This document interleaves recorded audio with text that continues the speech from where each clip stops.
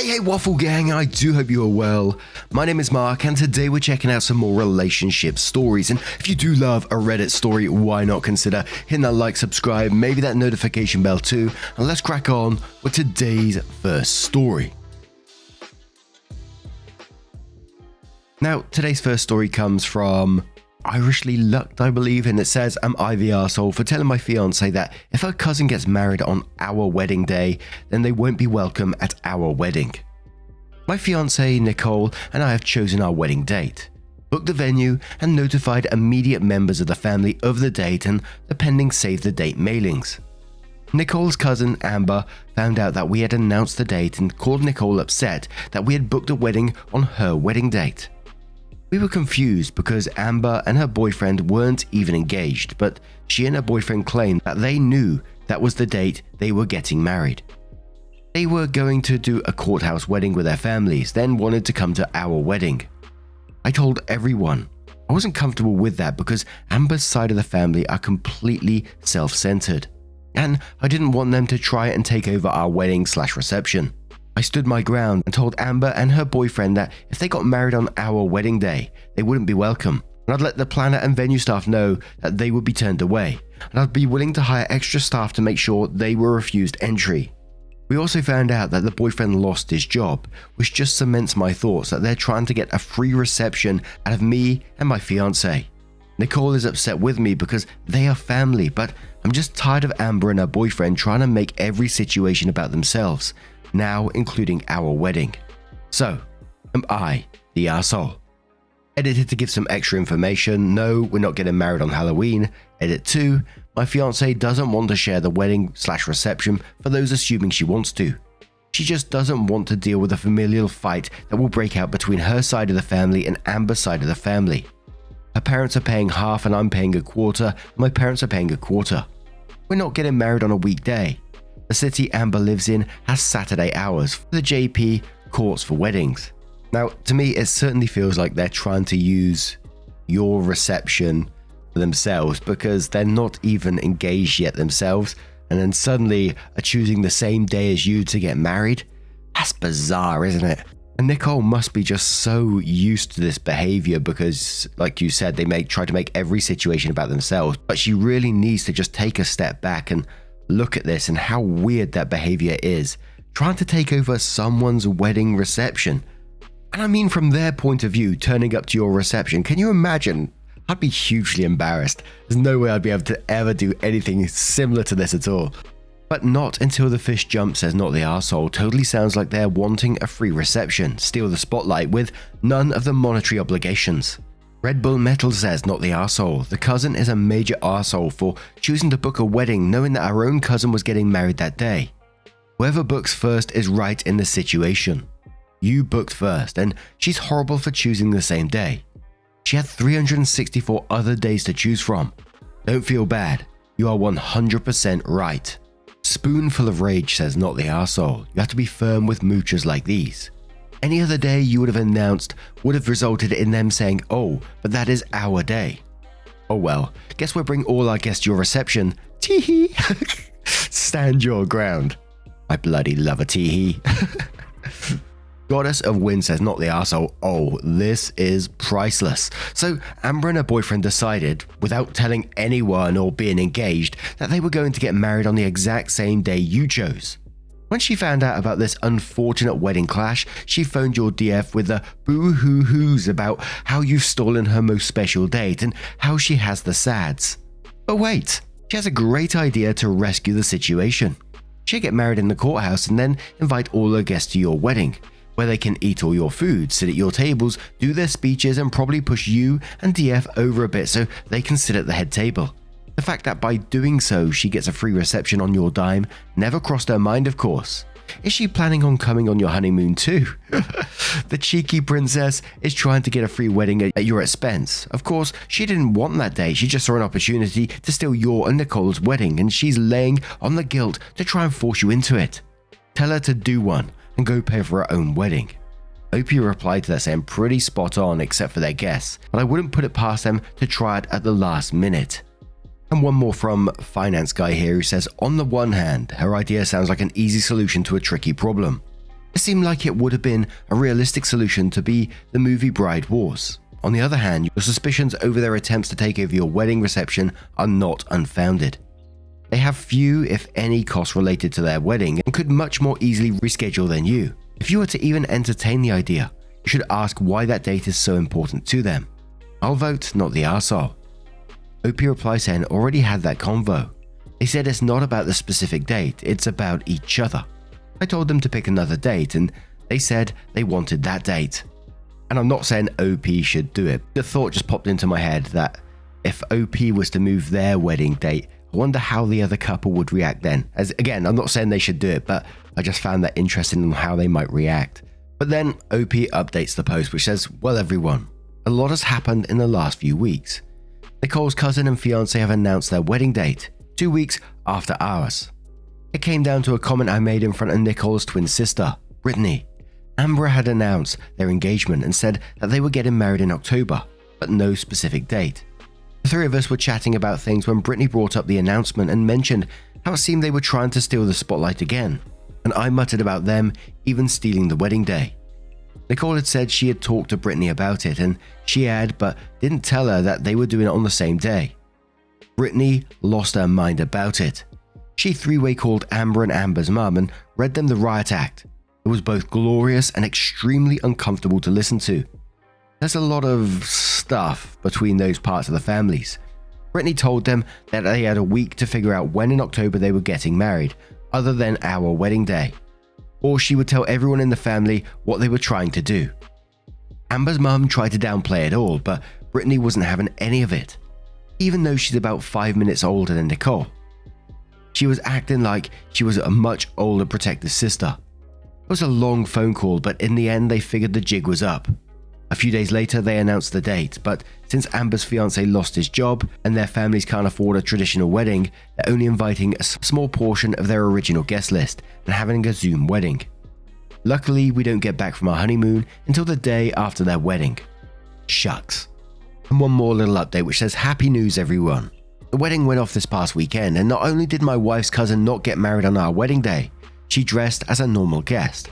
She did, however, get drunk and pee in some bushes. No one in her family was surprised to hear about that. Holy moly. And I know I shouldn't be shocked at this point after the thousands and thousands of stories that we read, but the absolute cheekiness of some people to think that they can take over someone's wedding reception like that, it just, wow. What do you guys make of this one? Let me know your thoughts down in the comments below, and let's move on to another story. So we had a little cheeky so-and-so over on r/Mark Narrations who suggested a story. I won't read what they said because it might give away, some of the context of the story itself. But it's Deathstroke317. Thank you for suggesting this story. And it's from Next Door Family, who says, I am wittingly created a family with my next door neighbor. 3 years ago, a woman named Cassie, 32 female, and her son Kenny, 13 male, moved into the apartment next door. They had a few boxes, so I figured I'd, 31 male, offer to help and get off to a good start. I noticed Kenny had a PS4, so I told him that I game as well, and he was free to come over and play my systems anytime he wanted if his mother allowed it. I have a PS5, Switch and PC, and as an FYI, since I'm a mechanic, I told Cassie that if she ever had car trouble, she could come to me anytime since I help out a lot of other people on the floor with their cars as well, and she accepted. I didn't really interact with either Kenny or Cassie besides a few hays for a few weeks initially. But a little more than a month after moving in, Cassie knocked on my door and asked if I could check her car because the engine wasn't turning over. Turns out the spark plugs needed to be changed, which was easy enough to do. Cassie was very thankful for my help and offered to pay, but I told her it was no problem. She invited me to dinner with her and Kenny and I was hesitant to accept, but she insisted on it. The next day, we had dinner and it was a good time. I learned a lot about her and talked to Kenny more. He's a good kid, really into games, science and his guitar. We even all went over to my place for some Mario Kart. From then on, I got really close to Kenny. I viewed him as a little brother. He came over to play my games almost every day and I even started teaching him about cars. I've even brought him to my shop to introduce him to tools. He's a quick study and he even told Cassie he wants to be a mechanic like me. I told him to aim higher and become an engineer. He's now even looking into engineering programs. I think Cassie really appreciated our relationship. She became a lot more friendly with me. I got COVID during lockdown, and out of the kindness of her heart, she brought me groceries, cleaned my apartment, and even took care of me. I was totally grateful.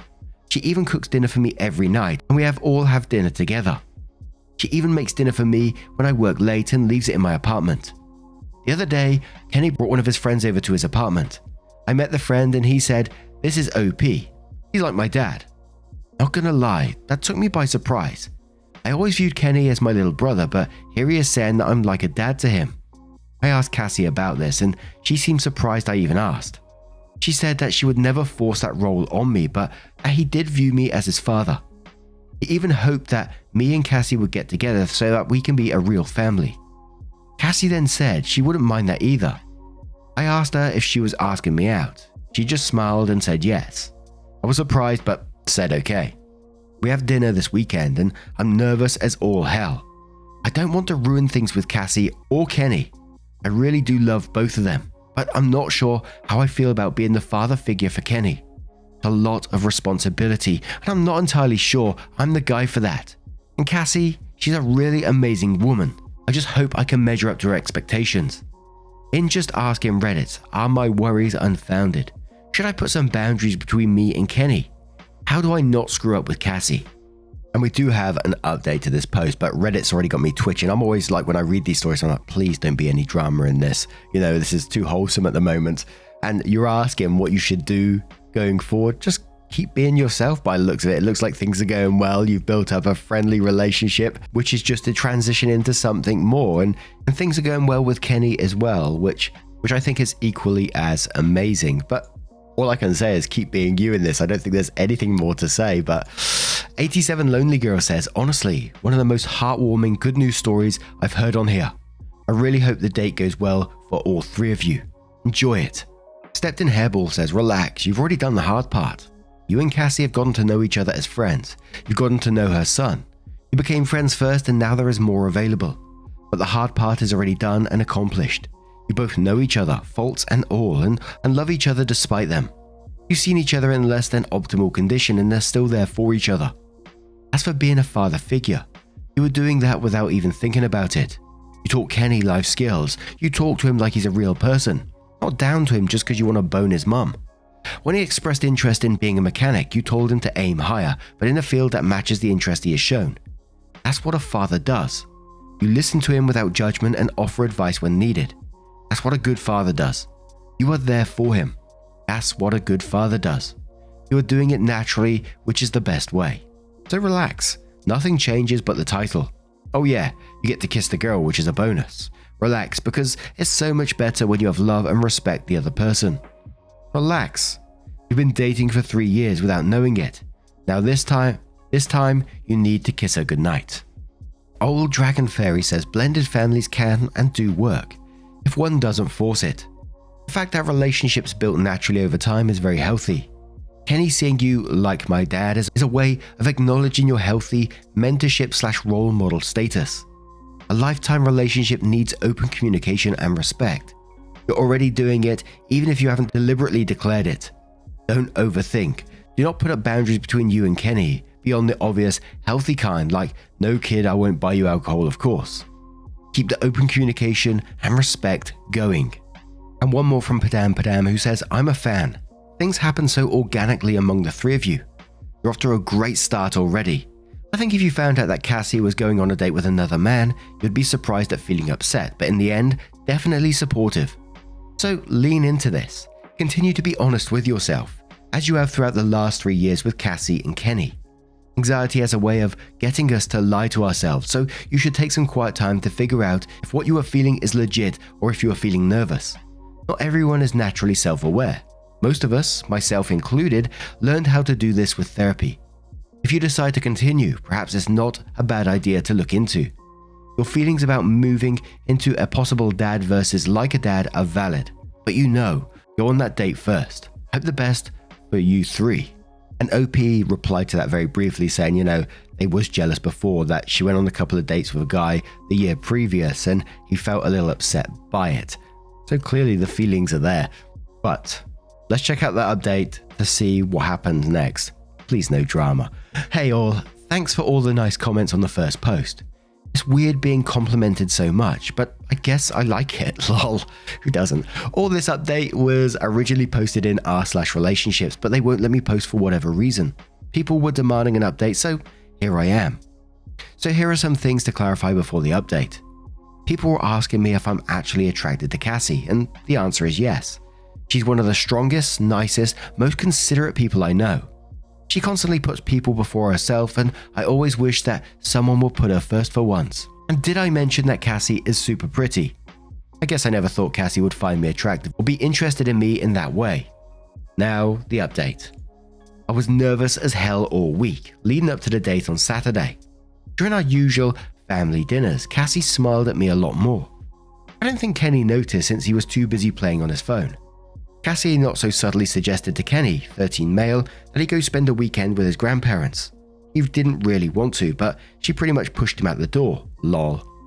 On Saturday evening, I knocked on Cassie's door and she opened it up wearing an absolutely beautiful dress. I broke the tension and asked if that dress was for me. She laughed and we went on our way. The evening was a little awkward at first, but when we were walking to the restaurant, she grabbed my hand and smiled at me and it sort of got rid of the awkwardness. From there, the evening went amazingly. We talked, laughed, and had a great dinner. I asked her what made her change her mind about me, and she said it was the previous Christmas. For reference, Cassie is a hard-working single mum, and Kenny has all of his needs met and more. But she can't afford to get him the best, and it really hurts her that she can't. She really wanted to get him a PS5 since he was begging for one, but couldn't justify the cost. Since I have disposable income, I hunted for months, checking stock drops until I finally got one. I then surprised Kenny with it on Christmas and told him it was from his mum. Cassie was shocked and even started crying. Get me started now. Kenny was so excited he didn't even notice her crying. All she could tell me was thank you repeatedly. Apparently that made her realize that she wanted me in both of their lives forever. She tried to deny her feelings, but it didn't work. The conversation the other day was the opening she needed to finally confess how she felt. After dinner, we went back to her place for a nightcap. We talked a lot about relationship expectations and how we wanted to proceed. We agreed to be exclusive, to take it slow and not to tell Kenny about anything until we're sure that this relationship is real and strong. We don't want to give him unrealistic expectations. She also said that her calling me his dad was too much too soon and she apologized for it. She said it was wishful thinking on her part and probably would have weirded out most people. She said to accept any role with Kenny that I wanted, but she hoped that I would see Kenny as a son eventually. Sorry to disappoint everyone, but we didn't do the deed. We decided that it was too much too soon. We did, however, have a buzzed makeout session. Lol. The following day, we went for lunch and decided to go apple picking. It felt so damn good to be walking hand in hand with someone you care about and taking lots of pictures and doing silly things. At our family dinner yesterday, Cassie sat close to me and was rubbing her foot on my leg. I don't think I've ever been more turned on in my life, lol. I'm not gonna lie guys, I think I'm falling for Cassie and falling hard. Well anyway, I think that's it. We're together now and hopefully this lasts. I don't think I want anyone else. Cassie is everything one could want in a partner, and I hope that I could be worthy of her. She's a really special person. Thanks everyone. You're all so kind. Bloody hell, just wiped my eyes there. That bit when it got to the PS5, it set me off. I'm not sure if it's the fact that he actually found a PS5 and I was so happy about it. I'm only joking, of course it was the actual relationship and the way that, he'd said it was from his mum. That was absolutely wonderful. And the guy at the very end of the story saying, I think I'm falling for Cassie and falling hard. Mate, you fell for her a long time ago. And there was no drama in the story, just your absolute respect for one another and love for one another as well. And I'm really glad at the same time that they decided that they're taking it real slow. They're not getting Kenny too involved just yet, and they're being considerate of Kenny's feelings as well. And I'm not going to lie, the first part of the post, it did worry me a little bit when it said Kenny brought one of his friends over and introduced OP like his dad. And I thought, oh, this may be a potential setup for absolute disaster if something was to happen and, that relationship was broken. But I'm certainly glad it didn't go that way and that they're giving each other a chance and that they're really trying this relationship. Absolutely sweet story. and one you don't see very often on relationships. But what do you guys make of this one? Let me know your thoughts down in the comments below as always. Would love to hear them. And just a huge thank you from the bottom of my heart for getting involved in today's stories. Your love, support and time always means the absolute world to me. If you do see a story around and want to get involved, go and cross-post it on r/marknarrations or share your own stories. And hopefully I will see you in the next one. Take care and much love. Yeah, man, I remember being so naive when life was good, weather and palm trees. Back in the day, you were everything I need. But then along came a time when you crushed my dreams. Oh yeah, you played me like a fool when you made me believe that the line between love wasn't thick enough to read. Oh yeah, you see we in the spare crime everywhere. You're selling false hope cause you just don't care. Nah, you just don't care. Nah, you just don't care. You just don't, still selling false